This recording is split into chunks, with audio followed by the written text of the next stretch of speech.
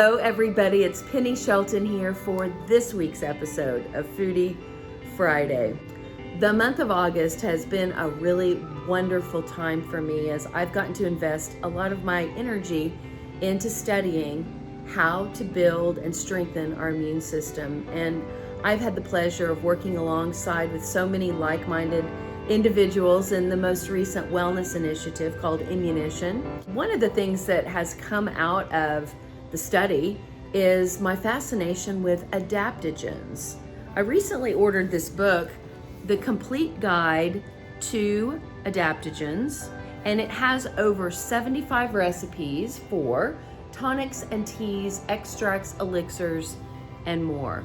Your local library might have a copy of it. It's actually under $20, I believe, so you might even want to order it online if it's something that piques your interest. I've chosen a simple but delicious recipe out of the book to share with you today. I had already all of the ingredients, so that was really one of the reasons that I gravitated towards the recipe. A nurturing and supportive recipe that you would be able to use year-round, but specifically as we are starting to move towards the cooler months as we get into September, October, and November. It is a warm miso soup that does include some very supportive ingredients that are going to help bolster your immune system. So let's go get into the kitchen and take a look at all of these ingredients. There's the recipe in the book. It's beautiful. Here are the ingredients. Cordyceps powder is a mushroom superfood. Any mushroom powder would be fine to substitute, or if you don't have any mushroom powder, just omit that. You're also going to need some white or light miso, a couple of green onions or scallions, a handful of shiitake mushrooms. That is some vegetable broth that I had made and had in my freezer that I've unthawed, and about 1 cup of kale, and I will finely chop that, and then some ashwagandha root. If you have any ashwagandha root, I have the actual little bit of the root.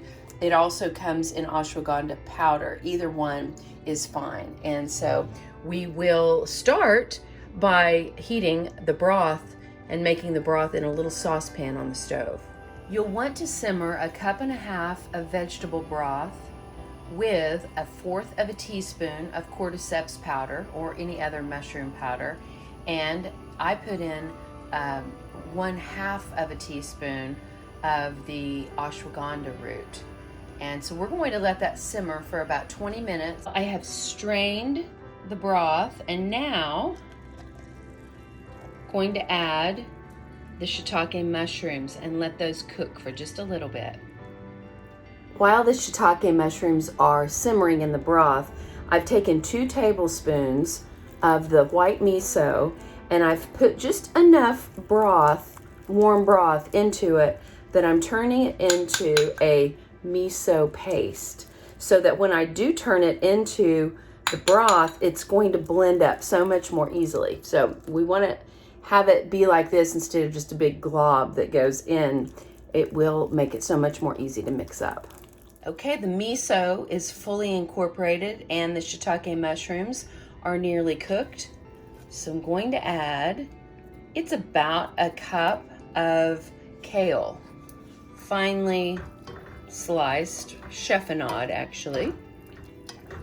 And we'll let that cook just a little bit more until the kale is bright green, but not overcooked. There it is, a delicious, super-powered adaptogen miso mushroom soup. One of the easiest recipes I've made recently, and I can't wait to taste it.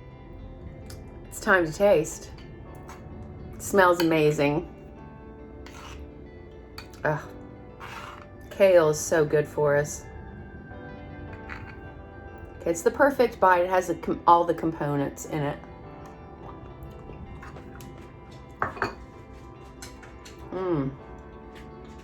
Oh, simple, earthy broth with the depth of flavor. That miso, salty but delicious.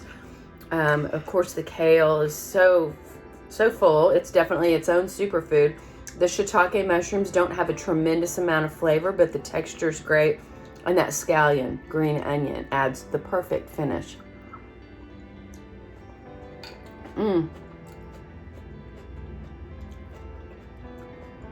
Perfect quick dinner. I love it. I hope that you'll stay tuned to my YouTube channel and my Instagram, Facebook. I have a brand new wellness initiative that will be starting in September. We'll be slimming down in September, and I hope you'll consider joining us. More details to come. I love you. Thanks for tuning in for this week's episode of Foodie Friday.